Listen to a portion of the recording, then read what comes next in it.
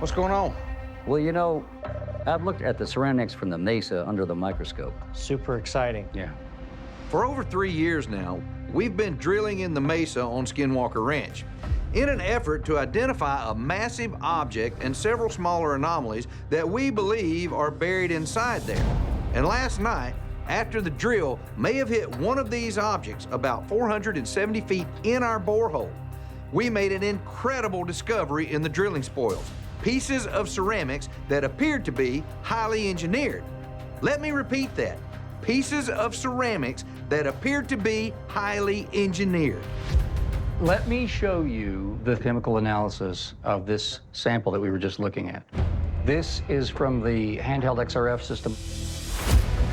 Eric's XRF, or X-ray fluorescence machine, uses X-rays to determine the elements in an object. That might help us figure out what these ceramics could actually be used for. So look at what we're seeing here. There's the nickel, and there is the iron. Well, and the cobalt and strontium and thorium, all that is very interesting too. Everyday common ceramics wouldn't be made of these kinds of elements. No, the fact that we see cobalt and nickel in this does hint of magnetic properties. I have some small magnets, some rare earth magnets that we can use to take a look at these parts and see if they respond in any way. Normal ceramics are usually made of clay, not metallic elements. So if this stuff is magnetic, it's another clue of something that was engineered for a specific purpose. Moment of truth.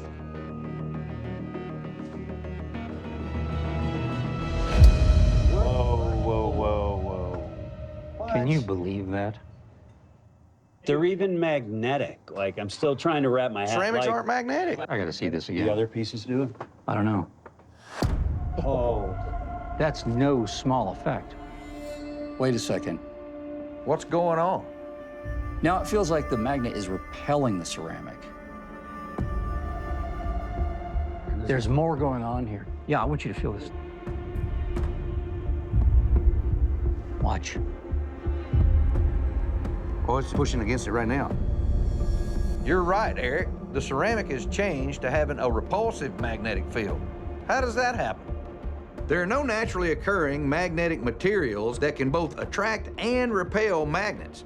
The fact that this ceramic is doing both is crazy, and I'm not sure what to make of it, other than it was engineered for some purpose.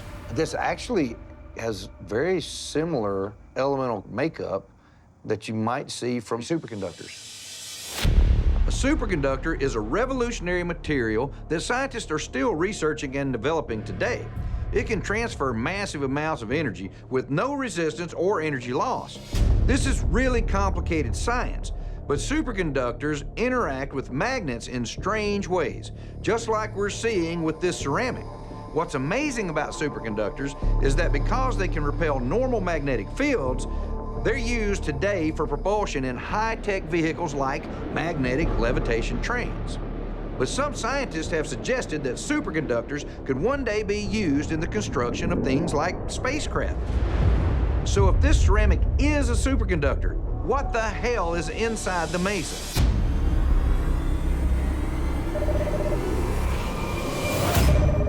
Hey, guys. Dr. Patchett, Good to see you. good to see you. Hey. The next day, ranch owner Brandon Fugel arranged for us to meet with physicist Dr. Brian Patchett at Utah Valley University to examine samples of the strange ceramic material that we found in the mesa. We couldn't wait to see the surface of this material in much more detail than our microscope on the ranch could give us. So I've got several samples mounted. Sure. So I'm gonna bring these over. Okay. We go inside the instrument. All right, All right, I'll close here we this go. up. I am so anxious to And see. now we will There you go. vacuum this down. There we go. Good. I'm gonna reposition this a little. I'll zoom in a little bit. I can see some clearly defined, like, holes right now. Oh, yeah. Are those holes getting bigger? Yes, I think so. Yeah, What? It is, it's opening up. yeah. What in the world is going on? Holy crap, look at that. What if it's the electron beam from the microscope that's causing this? Let's turn it off to see if it goes back to normal. Yeah, we can do that. We were stunned to see the surface of a solid ceramic material suddenly become porous with big holes. All I could think was that maybe the electron beam from the SEM was damaging it. Let's see what happens. Okay. All right, here we go. So that does not look as porous No. as it was. Not nearly. I have the old screen grab. Look at that. This is healing. I've never seen anything that is capable of doing this. This stuff is fixing itself. Yes, it's healing. That's exactly right. Unbelievable. Like I said before, I've worked a lot with highly engineered ceramic materials for the space industry because of their heat-absorbing and energy-conducting properties. But neither I nor the other two scientists in the lab have ever seen a ceramic do this kind of stuff. Well, can we do an elemental analysis of it? Sure. But right now what's happening is we're bombarding the surface with X-rays and determining the energy levels of the electrons in the material itself to help define what elements are present. Okay. When we did our own similar scans back at the ranch, we were surprised to see elements like nickel, cobalt, and thorium, which you don't usually see in ceramics. So we wanted to confirm the content with this lab's much more sophisticated equipment. This is the analysis of the exterior of the sample. So this is just the elemental makeup of this sample on the surface versus the interior. Yeah. So this shows some more elements than what we saw on the ranch. We got carbon, oxygen are the two most prevalent. And then you've got the next most prevalent silicon. And then the next one is magnesium or aluminum. They're real close to each other. And then calcium, and then iron. The amount of carbon is really interesting. I was not expecting that. I wasn't Quite either. a bit. And you know that's one of the main ingredients of stealth material. I've actually made it before, covered a pickup truck with it once and made it invisible to police radar. We used charcoal, which is your carbon, an aluminum binding agent, and basically spray glue. And so that's one of the main ingredients used for radar cloaking technology by the military. Since World War II, our military has been developing stealth material to make our fighter jets and other craft invisible to radar detection and even to the naked eye in some cases. Could this be the same type of material? And could that be what this material was used for? So what does that mean as far as what is in the mesa? I don't know. You know, originally the intent, and I think it made a lot of sense, was to drill essentially at all costs so that we could study whatever that anomaly is. Now we've encountered this. I think we have to respond to the data, change our approach, possibly to an archaeological fashion. Yeah. Right?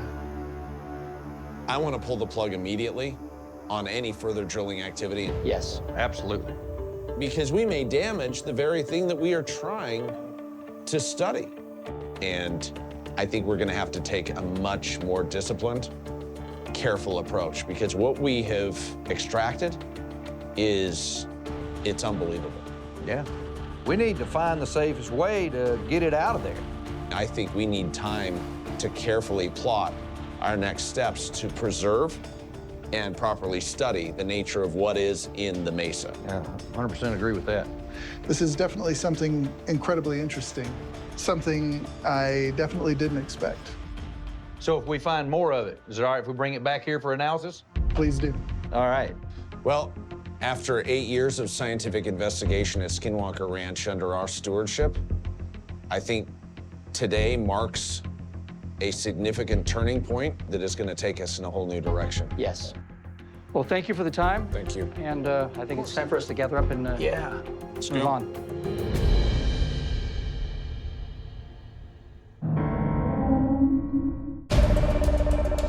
Hey, fellas. Oh, looks like some aerial photos. Believe it or not, this is an image of the drill site from 1969. Oh, wow. Yeah, yeah. So why are we looking at old pictures? Just days ago at the drill site, we found that 1964 nickel. Our investigation of a massive, possibly metallic object and a number of smaller anomalies buried inside the mesa on Skinwalker Ranch took a turn 2 weeks ago. While searching through drilling spoils that came from nearly 470 feet in our second borehole, we found what could be an engineered ceramic material related to some kind of highly advanced technology. Things got even crazier a couple of days ago when team archaeologist Chris Roberts uncovered an encrusted 1964 nickel in those same drilling spoils. He explained that archaeologists will often bury a coin to mark the year of an official dig. The nickel could be evidence that an archaeological dig happened right here back in 1964. So Eric and I scoured through records from the state of Utah and actually found some aerial photos of the Mesa drill site that were taken during geological surveys over the past 60 years. So we think that maybe somebody knew about something there, and it's possible that there was an excavation or an archaeological dig of some sort. And so we thought, well, if we go back and look through archival images, maybe we could see actual evidence of some kind of dig. Yeah, so I've got the historic aerial photos from the early 60s, 1961, 1963, and then there's a gap until 1969. Really? Wow. Yeah, there's no available images from 63 to 69. Is that not fascinating? That's a coincidence on the timing, isn't it? Why would there be missing photos from 1964, which is the same year as the nickel we found, and then all the way up through 1968? Was it a clerical error, or was it done on purpose? The photos of the mesa from 1961, 1963, and 1969 look almost identical to the naked eye, but I wanted to make sure they weren't doctored in some way. So I used an AI program to look for any evidence of artificial changes in them. So here's all three of them beside each other, and you can see that there's a significant spot that it thinks has been dithered or smoothed with some sort of filter in the 1969 image that's not in the other images, right? This spot right here, it looks kind of like a leaf shape that seems raised or brighter or blurrier or something. Yeah. That right there means someone altered this picture. That's just incredible. But who? That's the big question, man. And why? And why between 1963 and 1969? Why are there no archival photos, and why was this photo altered? I mean, the fact that it was doctored indicates a cover-up. If there's no cover-up, why doctor the photos? Interesting. Definitely gonna dig in and see what else we can find as we move forward up in the mesa. All right, well, thanks, guys. Let's get it and head out there. We've been working to drill our second, approximately 600-foot-long borehole up through the mesa so that we'd have two identical boreholes positioned on either side of the massive object buried in there. And once borehole 2 was complete, our plan was to insert scanning devices into both boreholes so we could study what all these anomalies inside there are. But after finding those ceramic pieces in the spoils, we've decided to stop drilling borehole 2 so that we don't further damage whatever it is that's in there.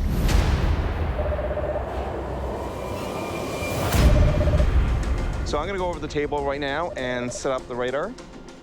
Late the next afternoon, ground-penetrating radar expert Jan Franke arrived at the ranch with a new specialized GPR device to run down borehole 1.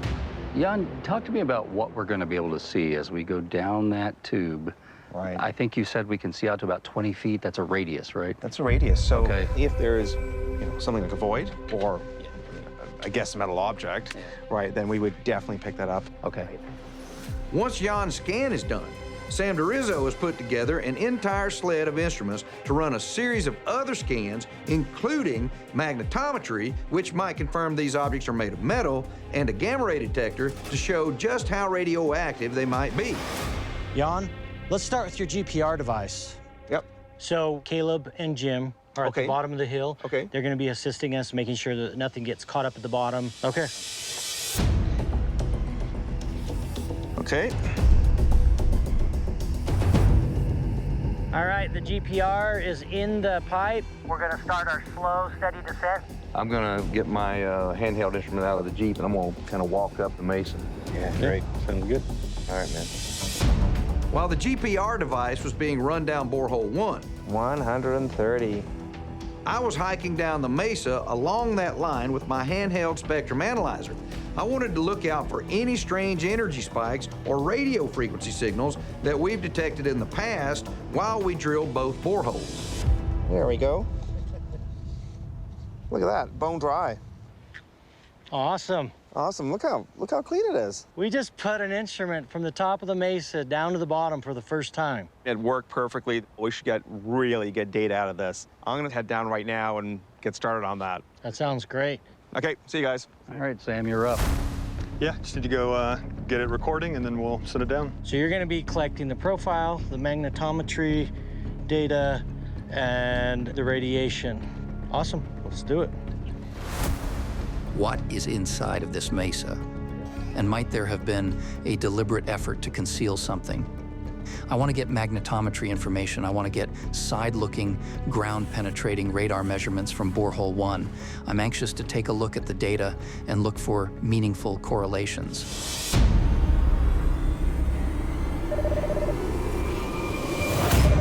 Hey, Jan. Hey, Jan. Hey guys, good to see you. I'm excited to show you what I've got. Later that night, Jan Franke and Sam DeRizzo already had their data from borehole 1 processed, so we couldn't wait to see what they might reveal about the buried objects in the mesa. I'm gonna share my screen and... All right, does everybody see this? Yes. Okay, great. So this is the GPR scan that I took in borehole 1. Along the x-axis, we see the number of meters down the hole. I'll move through the scan, going kind of deeper into the borehole as I advance. So let's go down, 30, 40. We're down 50 meters into the hole, which is about 165 feet. Nothing to talk about until you get to about 270 feet to this. Wow, look at that. Oh, wow. What is that? That is something that is so distinct, and it sits out away from the hole approximately 12 feet, and this thing is 6 feet thick. That is just unbelievable. Oh, wow. And then we see other little bits and pieces further down. So this is about 270 to 280 feet in. It's the same place. The same place that your data, Sam, was picking up the anomalous data. Right. This bears evidence of a similar structure, potentially to the large object we believe is in there. Yeah. Which does. means that what we encountered at borehole 2 may be continuous with what's happening near borehole 1. Jan's new GPR scans have also confirmed that there appears to be a central, massive object that could be made of metal between borehole 1 and borehole 2. And now he's given us data that suggests it's at least 6 feet thick. Is this what's covered in that ceramic material that we found? Or what may have been emitting gamma rays when we put a camera in borehole 2 earlier this week? If so, what the heck is it? So, Jan, would it be fair to say that we're looking at something potentially not natural, possibly technological, in the mesa? I think it would be fair to say yes, absolutely. That is amazing. Wow. Well, guys, this is great. Jan, thank you for jumping on with us. Always a pleasure. Take care, guys.